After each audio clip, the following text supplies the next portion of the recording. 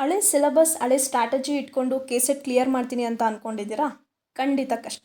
ಯಾಕಂದರೆ ಎಕ್ಸಾಮ್ ನಡೆಸೋ ಬೋರ್ಡ್ ಈಗ ಬದಲಾಗಿದೆ. ಹೊಸ ರೂಲ್ಸ್ ಪ್ರಕಾರ ಗೆಲ್ಲೋದು ಹೇಗೆ ಅಂತ ಈ ವಿಡಿಯೋದಲ್ಲಿ ಕಂಪ್ಲೀಟಾಗಿ ನೋಡೋಣ. So welcome back to my channel. First KSET ಅಂದರೆ ಏನು?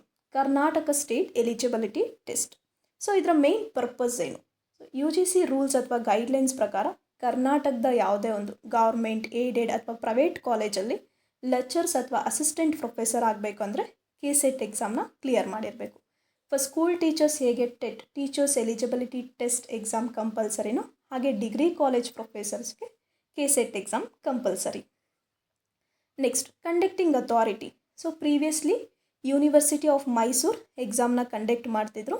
At present KEA Karnataka examination authority board ಎಕ್ಸಾಮ್ನ ಕಂಡಕ್ಟ್ ಮಾಡ್ತಾರೆ. ಸೊ ನೆಕ್ಸ್ಟ್ ಬಂದು ಎಲಿಜಿಬಿಲಿಟಿ ಕ್ರೈಟೀರಿಯಾ.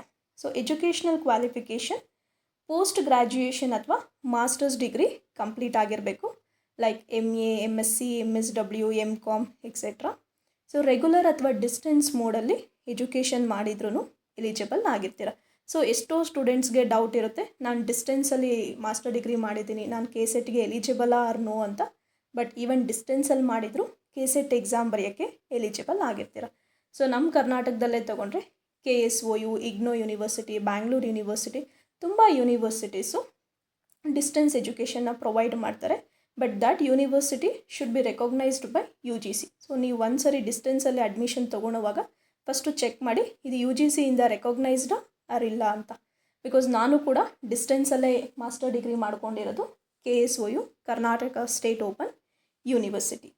ಸೊ ನಾವು ಯಾವ ಸಬ್ಜೆಕ್ಟಲ್ಲಿ ಮಾಸ್ಟರ್ ಡಿಗ್ರಿ ಮಾಡಿರ್ತೀರೋ ಅದೇ ಸಬ್ಜೆಕ್ಟಲ್ಲಿ ಕೆಸೆಟ್ ಎಕ್ಸಾಮ್ ಬರೆಯೋಕ್ಕೆ ಅವಕಾಶ ಇರುತ್ತೆ. So minimum marks in post graduation. So for general category it's 55% and for SC, ST and OBC 50%. So even PG first and second year students ಕೂಡ KSET exam ಬರೆಯೋಕ್ಕೆ eligible ಇರ್ತೀರ. But once exam clear ಆದರೆ within 2 years ನೀವು PGನ complete ಮಾಡ್ಕೊಳ್ಬೇಕು. Next ಬಂದು age limit. So there is no minimum age limit to apply for the KSET exam.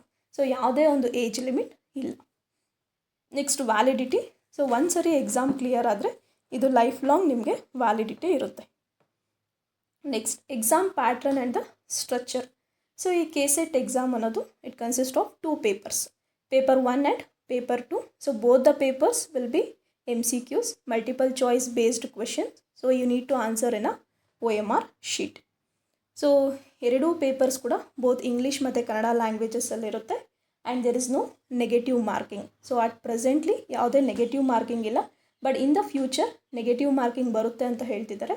So ಅದಕ್ಕೆ ಮುಂಚೆ ನಾವು ಎಕ್ಸಾಮ್ನ ಕ್ಲಿಯರ್ ಮಾಡಿದ್ರೆ we are in a safer side. Because ಒಂದ್ಸರಿ ನೆಗೆಟಿವ್ ಇಂಟ್ರೊಡ್ಯೂಸ್ ಆಯ್ತಂದರೆ ಎಕ್ಸಾಮ್ ಕೂಡ ತುಂಬ ಟಫ್ ಆಗ್ತಾ ಹೋಗುತ್ತೆ.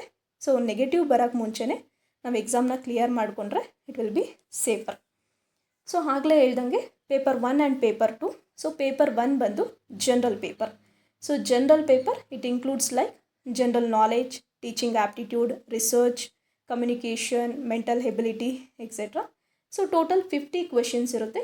Each question carries 2 marks, total 100 marks.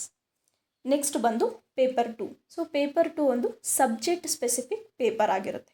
So ನಾವು ಯಾವ ಸಬ್ಜೆಕ್ಟಲ್ಲಿ ಮಾಸ್ಟರ್ ಡಿಗ್ರಿ ಮಾಡಿರ್ತೀರೋ ಅದೇ ಸಬ್ಜೆಕ್ಟಲ್ಲಿ ಕೆಸೆಟ್ ಎಕ್ಸಾಮ್ ಪೇಪರ್ 2ನ ತೊಗೊಳ್ಬೇಕು. ಫಾರ್ ಎಕ್ಸಾಂಪಲ್ ನಂದು master degree in political science ಆಗಿತ್ತು. ಸೊ ನಾನು ಕೆಸೆಟ್ ಎಕ್ಸಾಮ್ ಕೂಡ ಪೊಲಿಟಿಕಲ್ ಸೈನ್ಸಲ್ಲೇ ಕ್ಲಿಯರ್ ಮಾಡ್ಕೊಂಡಿದ್ದೀನಿ. So paper 2 100 questions, 200 marks. Each question carries 2 marks.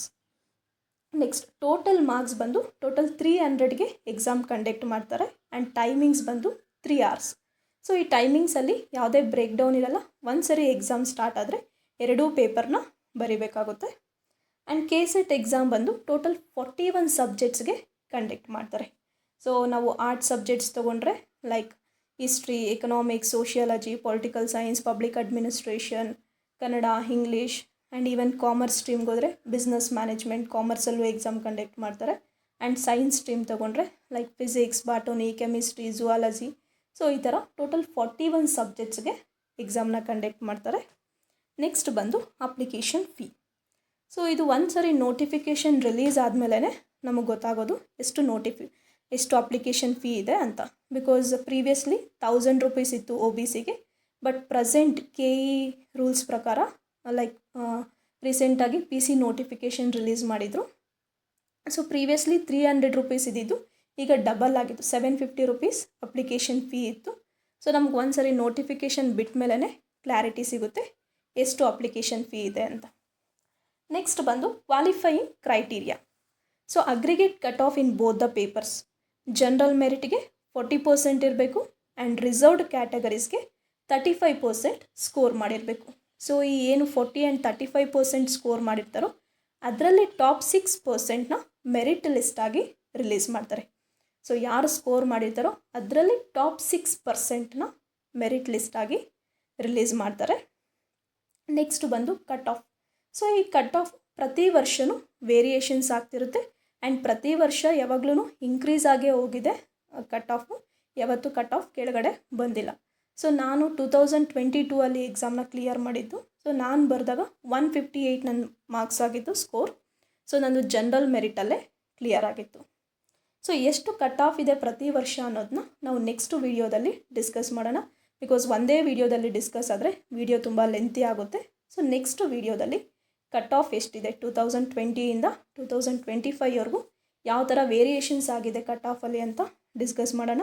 And prescribed syllabus, so ಯಾವ ಥರ ಸಿಲೆಬಸ್ನ ರೆಫರ್ ಮಾಡಬೇಕು ಅನ್ನೋದನ್ನು ಕೂಡ ನೋಡೋಣ. And materials. ಸೊ ಮೆಟೀರಿಯಲ್ಸು ತುಂಬ ಇಂಪಾರ್ಟೆಂಟ್ ಆಗುತ್ತೆ. ಬಿಕಾಸ್ ನಾವು ತುಂಬ ವೀಡಿಯೋಸ್ ನೋಡಿ ಒಂದು 10-15 ಬುಕ್ಸ್ನ ತೊಗೊತೀವಿ. ಬಟ್ ನಾವು ಕೊಟ್ಟಿರೋ ಟೈಮಲ್ಲಿ ಅಷ್ಟು ಬುಕ್ಸ್ನ ರೆಫರ್ ಮಾಡಿ ರಿವಿಷನ್ಸ್ ಆಗಲ್ಲ. ಸೊ ಯಾವುದಾದ್ರೂ ಒಂದು ಅಥವಾ 2 ಸ್ಟ್ಯಾಂಡರ್ಡ್ ಬುಕ್ಸ್ನ ತೊಗೊಂಡು ಅದನ್ನೇ ಒಂದು 10 ಟೈಮ್ಸ್ ರಿವಿಷನ್ ಮಾಡಿದ್ರೆ ತುಂಬ ಹೆಲ್ಪ್ ಆಗುತ್ತೆ. ಬಿಕಾಸ್ ನಾವೆಲ್ಲ ಮಾಡೋದು ಇಷ್ಟೇ, ಬೇರೆ ಬೇರೆ ವೀಡಿಯೋದಲ್ಲಿ ಬೇರೆ ಬೇರೆ ಮೆಟೀರಿಯಲ್ಸ್ನ ನಮಗೆ ರೆಫರ್ ಮಾಡ್ತಾರೆ. ಸೊ ಅದನ್ನೆಲ್ಲ ತೊಗೊಂಡು ಎಲ್ಲದನ್ನು ಒಂದೊಂದು ಸರಿ ಓದಿಟ್ಟಿರ್ತೀವಿ. ಬಟ್ ಯಾವುದೂ ನಮಗೆ ರಿವಿಷನ್ ಮಾಡಿದಾಗ ನೆನಪಾಗಲ್ಲ. ಸೊ ಅದರಿಂದ ಯಾವುದಾದ್ರೂ ಒಂದು ಬುಕ್ ತೊಗೊಂಡು ಒಂದು 10 ಸರಿ ರಿವಿಷನ್ ಮಾಡಿದ್ರೆ ತುಂಬ ಹೆಲ್ಪ್ ಆಗುತ್ತೆ.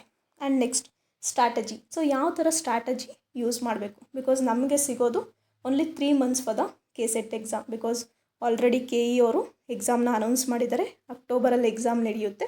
ಸೊ ಈಗ ಜುಲೈ ಅಂತ ತೊಗೊಂಡ್ರು ಓನ್ಲಿ 3 ಮಂತ್ಸ್ ನಮಗೆ ಟೈಮ್ ಸಿಗುತ್ತೆ. ಸೊ ಆ 3 ಮಂತ್ಸಲ್ಲಿ ಯಾವ ಥರ ಸ್ಟ್ರಾಟಜಿ ಯೂಸ್ ಮಾಡಬೇಕಂತ ನೆಕ್ಸ್ಟ್ ವೀಡಿಯೋದಲ್ಲಿ ನೋಡೋಣ. ಆ್ಯಂಡ್ ನಾನು ಯಾವ ಥರ ಸ್ಟ್ರಾಟಜಿನ ಯೂಸ್ ಮಾಡಿಕೊಂಡೆ. ನನಗೆ ಎಕ್ಸಾಮ್ ಕರೆದಾಗಲೂ ಓನ್ಲಿ 2 ಮಂತ್ಸ್ ಟೈಮ್ ಇತ್ತು. ಸೊ ಆ ವಿತಿನ್ 2 ಮಂತ್ಸಲ್ಲಿ ನಾನು ಯಾವ ಥರ ಸ್ಟ್ರಾಟಜಿ ಯೂಸ್ ಮಾಡಿಕೊಂಡು ಎಕ್ಸಾಮ್ಗೆ ಓದ್ಕೊಂಡೆ ಅಂತ ನಿಮ್ಗೆ ತಿಳಿಸ್ಕೊಡ್ತೀನಿ. And old question papers. So old question papers ತುಂಬಾ important. Because it's like a basic foundation ಥರ. ನೀವು ಓಲ್ಡ್ ಕ್ವೆಶ್ಚನ್ ಪೇಪರ್ನ ಅನಲೈಸ್ ಮಾಡಿದ್ರೆ ಈ ವರ್ಷ ಯಾವ ಥರ ಕ್ವೆಶನ್ಸ್ ಬರುತ್ತೆ ಅಂತ ಒಂದು ಐಡಿಯಾ ಸಿಗುತ್ತೆ ನಿಮಗೆ. ಆ್ಯಂಡ್ ಅದು ಎಲ್ಲಿ ಸಿಗುತ್ತೆ, ಯಾವ ವೆಬ್ಸೈಟಲ್ಲಿ ಸಿಗುತ್ತೆ, ಯಾವ ಥರ ರೆಫರ್ ಮಾಡಬೇಕು ಅಂತ ಡಿಸ್ಕಸ್ ಮಾಡೋಣ. ಸೊ ಇದೆಲ್ಲದನ್ನು ನೆಕ್ಸ್ಟ್ ಪಾರ್ಟ್ 2 ವೀಡಿಯೋದಲ್ಲಿ ಡಿಸ್ಕಸ್ ಮಾಡೋಣ. ಸೊ ಈ ವಿಡಿಯೋ ನಿಮಗೆ ಇಷ್ಟ ಆದರೆ ಶೇರ್ ಮಾಡಿ, ಲೈಕ್ ಮಾಡಿ ಆ್ಯಂಡ್ ಸಬ್ಸ್ಕ್ರೈಬ್ ಮಾಡಿ. ಸೊ ಹೆಚ್ಚು ಸಬ್ಸ್ಕ್ರೈಬ್ ಆದಷ್ಟು ಸೆಕೆಂಡ್ ವಿಡಿಯೋ ಆದಷ್ಟು ಬೇಗ ಬರುತ್ತೆ. So thank you for watching and see you in the next one.